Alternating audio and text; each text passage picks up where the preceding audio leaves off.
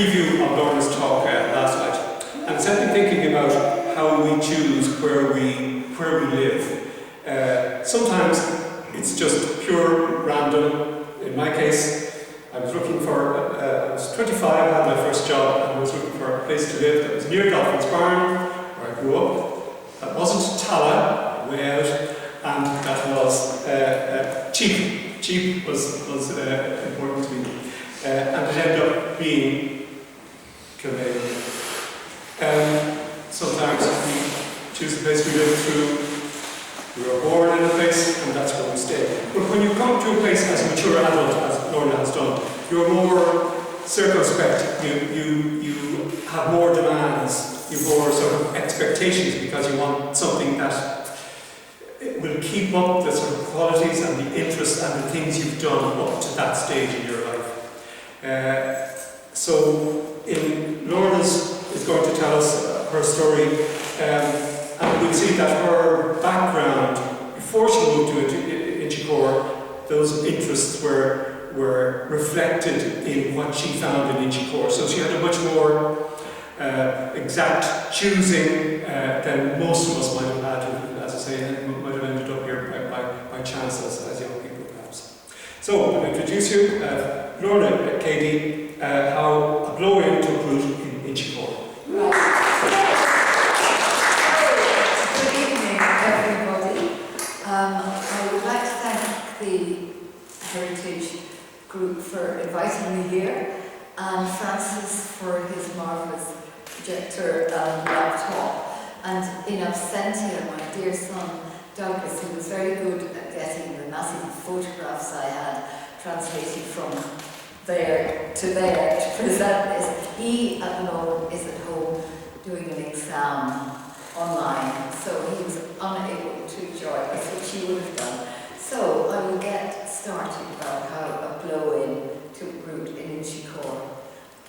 I class myself as a blow-in because I came here 12 years ago, next week, 12 exactly, and I had mixed roots of thistles from Scotland, roses from England, and although I've never been there, the proteus from South Africa because of my dad, all prickly plants, which reflects my parents on their end.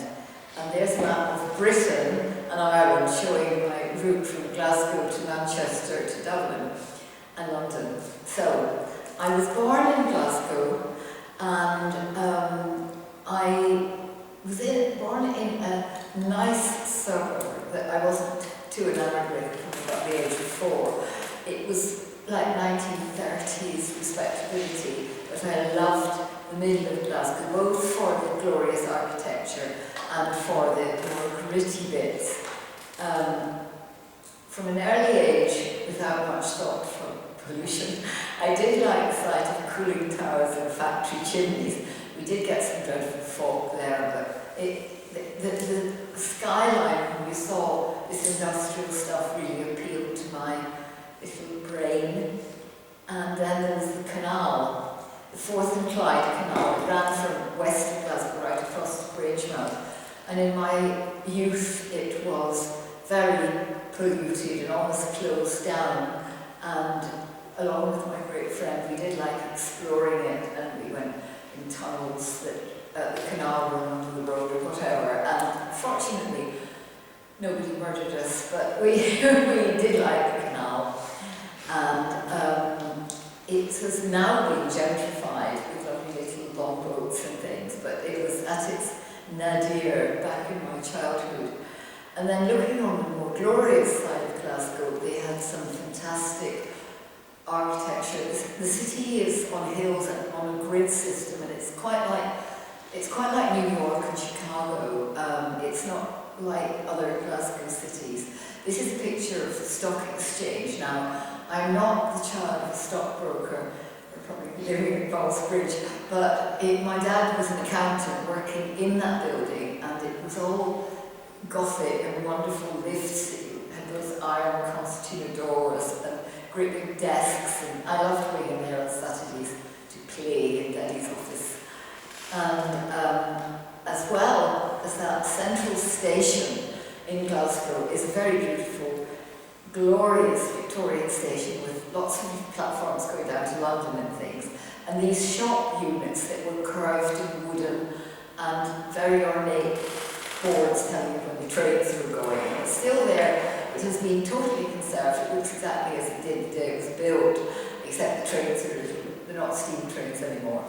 And another place I liked with my little gory Gothic childhood was the necropolis. Oh yes, sorry. And that was the cemetery above the cathedral. Very beautiful, with some lovely tombstones, and it was nice. Perhaps not all children like to walk around cemeteries, as I did, and that was a nice place.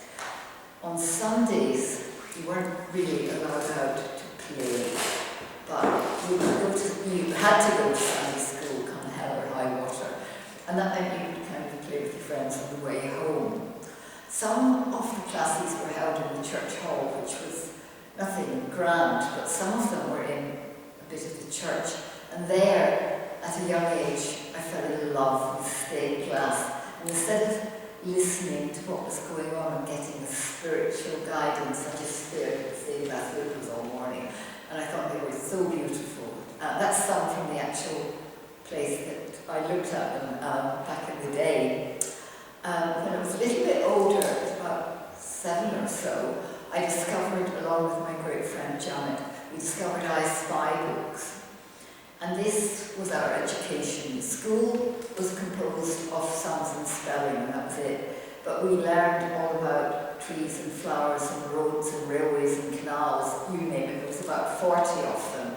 We had them lot, and we went out on Saturdays and spotted everything that there was, and got a sort of alternative education. And I've still got them in a box, treasured forever.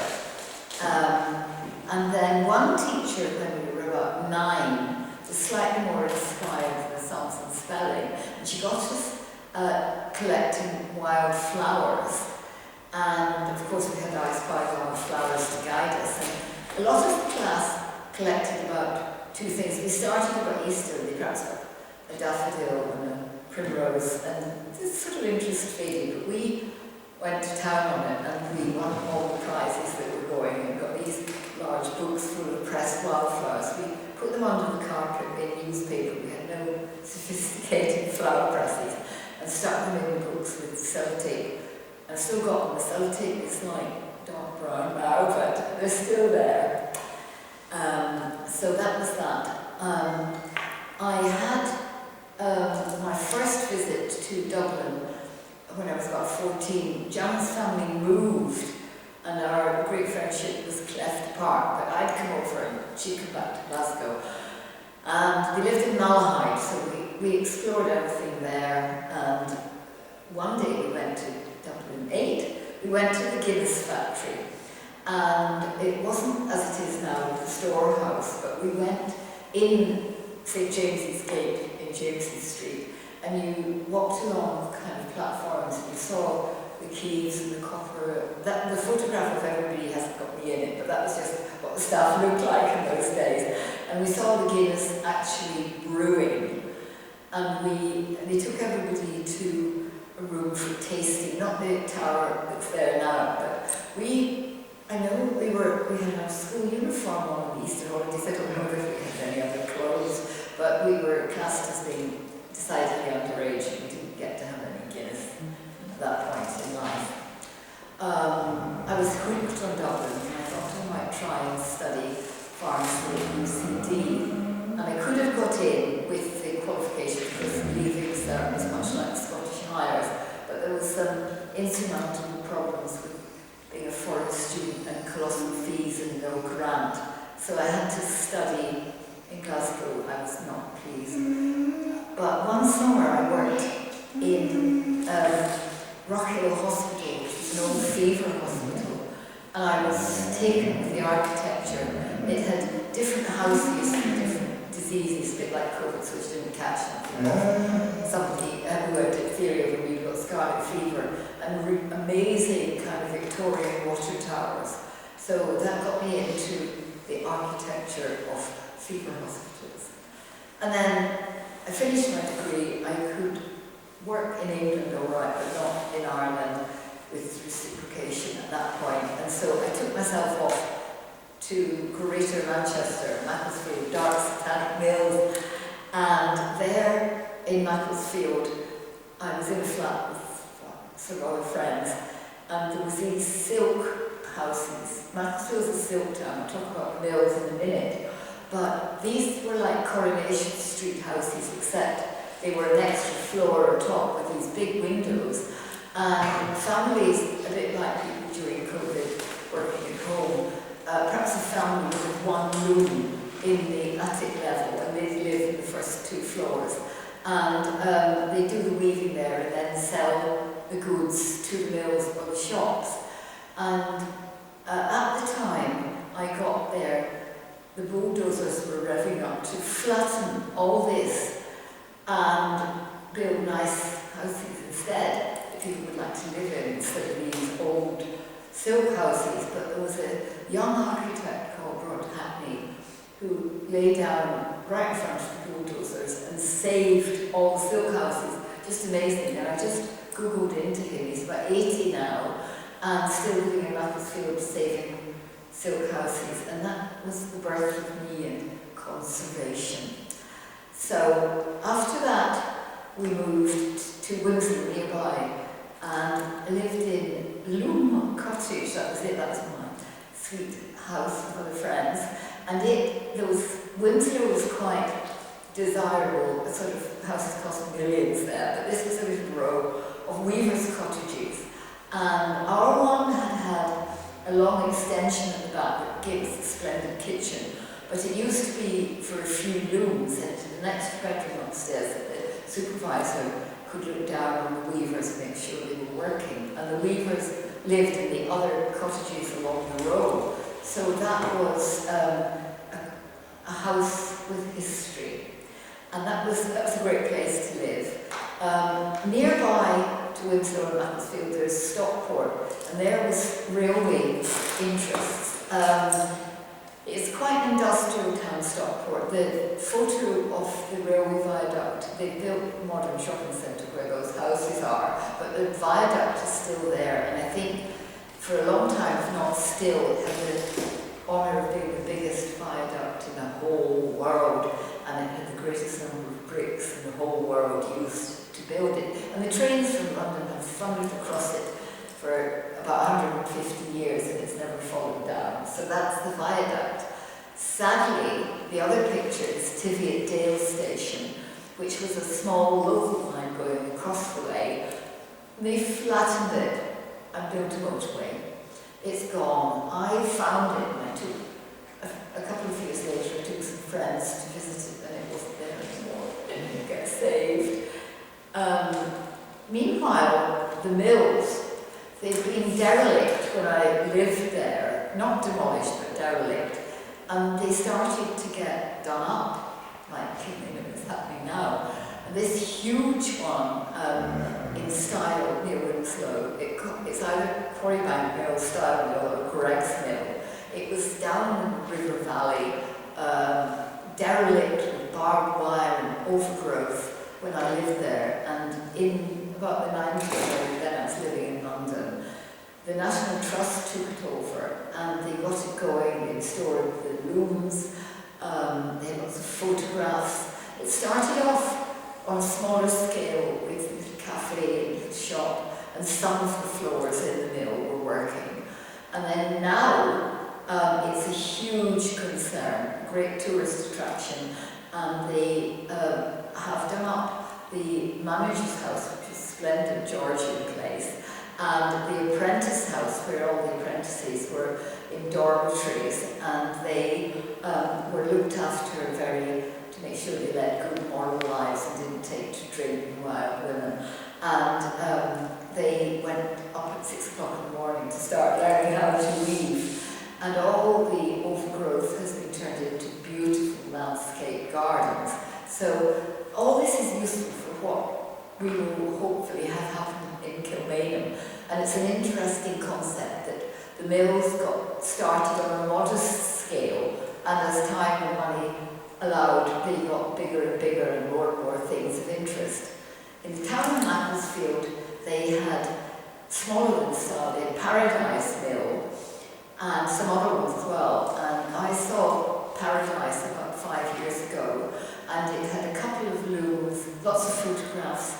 small shop and so on.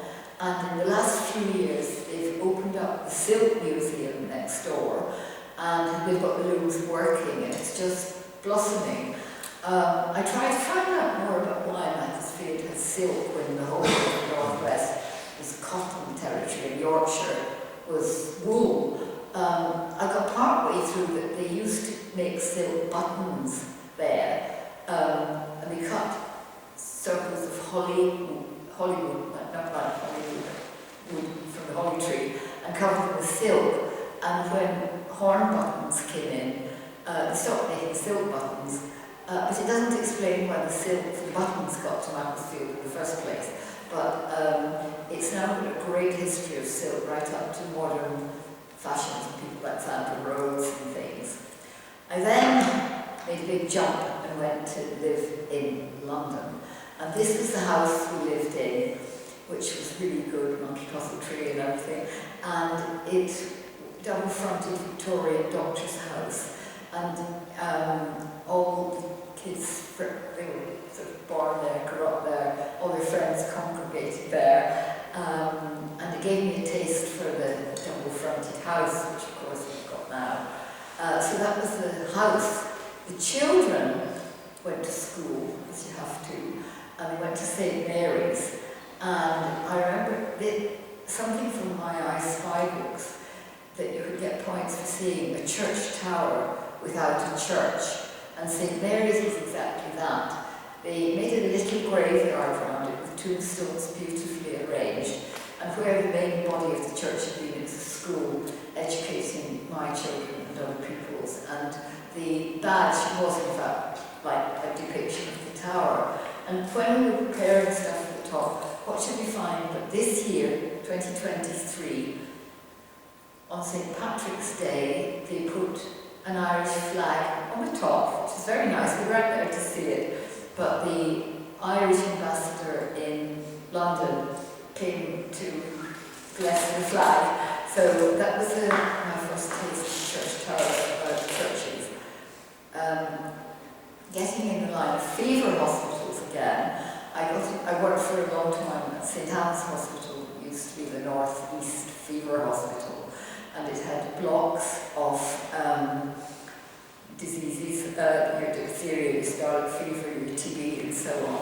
They had these gorgeous glass walkways with cast iron pillars, and they've been featured in films quite often, 2 or 3 films and TV series that had pictures of our walkways that I trod every day. It had a water tower as well, and it also, with all the gardens around separating the fevers, it had an arboretum, and we had marvellous trees. Down, welcome. Did it go okay?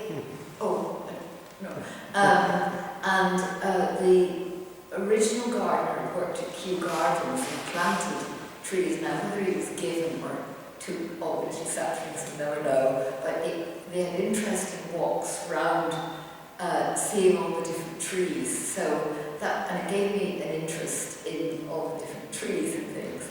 Then, in London, there's many fabulous cemeteries, Highgate and Abbey Park being 2 of the main ones, and you can go for tours around them, and they were really, really beautiful, all like ivy and trees and angels and things. So that was nice. I got my cemeteries to look at again. And then life took a turn due to the gentleman who's just entered the room, Douglas. He met his dear love Ciara at school in London. Ciara's mum was from Dublin and wanted to move back after many years in London. Off went Ciara and her twin, and Doug followed. And they went to live in Rathmines at first, and I came visiting, and I was smitten by Dublin again. They didn't really know Dublin, so I was a tour guide who went everywhere, St. Mitchum's, Book of Kells, you name it. And when they were looking for a bigger flat later on, I was just browsing on my own website, and I found the railway estate. And it wasn't the right time to move, and the prices were a tad Celtic Tiger, like worse than London at the time. But I thought, I want to live here. And I then remembered my railway roots in South Africa. That's a photo of the workers posed like a football team, and the tall guy at the back is my great-grandfather who laid railway tracks in Natal. Ladysmith was the nucleus of the railways there. And my grandfather, highlighted there, he was a boilermaker, and that's all their colleagues. It was all before apartheid and everybody worked together. And there's a picture of Ladysmith Station when a British politician, Joseph Chamberlain, came for the grand opening of the station in the early 1900s. And they lived in a railway house in a place called Lyle Street, just beside the station. And I didn't have any photos that my great-grandfather had taken, but I managed to Google in, like on Google Maps, for Lyle Street. Now, sadly, house number 6 that the family lived in got demolished, and they made a small car showroom. But the houses next door, which is either 7 and 8 or 8 and 10, they're still there. Railway houses, probably about 50 years younger than Inchicore, and they had verandas, and they were bungalows, and they had gardens, but it was probably the right kind of architecture for the climate. Well, about 12 years ago, almost to the day, I, lock, stock and barrel, with cats and parrot, drove across to Dublin, and Pickford's brought furniture the next day. I got up the first morning and decided to explore an area. I knew the middle of Dublin pretty well, but Dublin 8 was fairly new. And I discovered Kilmainham Jail and the Royal Hospital that very first morning, which was pretty good going. And then the next day the furniture arrived, so I was able to start putting everything in place. I soon got to know lots of neighbours, and the CIE Club, which had been like a club for the railway workers. I got registered without trouble with the EU, with just a quick interview at the Pharmaceutical Society that I'd written to when I was at school, and I got in to be an Irish pharmacist. And another fever hospital came my way, Brooke. The pharmacy, still the same pharmacy, but it moved to the Meath, and it wasn't a fever hospital, but it did have a chimney, so that's still there, that's quite nice. One day, in 40 bus before the G1s and G2s, I was heading into town in Kilmainham. I looked to my left and I saw a chimney down in the valley. I thought, what's that? So I went for a walk and I discovered Kilmainham Mill. And there we are, and I've been very involved in that for about the last 5 years. I met Michael at a meeting and got into being on the committee. The mill has had its enabling work done, taking out asbestos and taking out walls, and we hope soon to be really able to be involved in the planning of what goes into it. And I won't give a lecture on the mill tonight, but that's it there, in its ever-increasing glory. As well as the mill, what should I have but a canal to walk along? And this canal is lovely and clean and nice. It's got nice locks, not particularly tunnels in this area, and hundreds of swans, which are so beautiful. And to be honest, if a swan had landed in the Forth and Clyde Canal back in my childhood, it would have ended up the colour of a signet in about 5 minutes, because the water was far from sparkling. I got stained glass. These are Harry Clark windows in St. Michael's, just here. Harry Clark being a very, very famous stained glass artist. His work is all over the place, lots in Ireland, and there's some lovely bits in London as well. And we've got Golden Bridge Cemetery as well, so my stained glass windows and my cemeteries are all right on the doorstep. And then, as well as that, like St. Mary's and the Ice Bible, a church, spire, not tower, without a church, and that is St. Jude's, right on our doorstep. church was sadly demolished and they made a transport museum out Salins out in Kildare, and the church tower is still standing. It's just been sold, but we don't know what's going to happen. It would be lovely if something could be set up like St Mary's, where the Historical Society looked after it and you could get open days going up the tower. But this might be somebody's kitchen in the middle of the snazzy new Grand Design's house, and they can hang their saucepans from the bell ropes. We don't know yet, we don't know. And as well as that, 4 or 5 years ago, a crowd of us had very good gardening lessons on biodiversity from Aoife Munn here at Bullfin, and she taught us all about how wildflowers want weeds to be hiked out and keep them, it encourages pollination and that. And in summer, especially in North Terrace, beautiful flowers grow just spontaneously. Snapdragons and valerians. That's it just now. It's just a few dandelions, but in a couple of months it'll be the hanging gardens of Vinci Core. And nice trees in the estate as well.